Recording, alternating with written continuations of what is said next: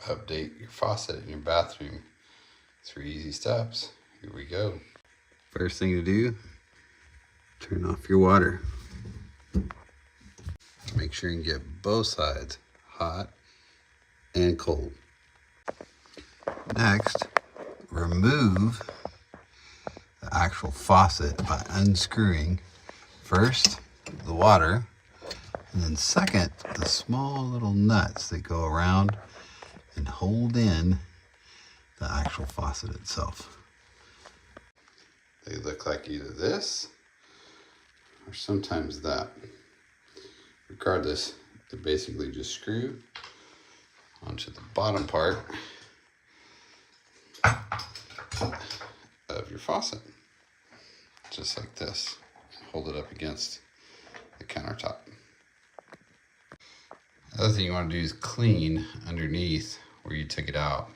Now in some cases it may not actually come off, and this is actually stained from plumber's putty, because back in the day sometimes they use plumber's putty to seal things in.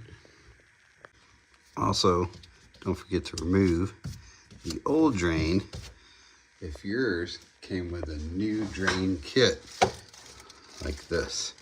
This is nice because it's a push button, so it eliminates that little bar that oftentimes breaks.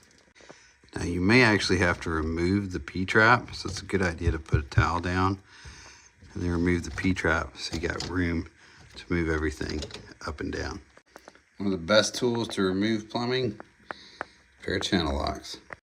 Now the old is removed, you can start putting the new in. New faucet. Here is the new drain.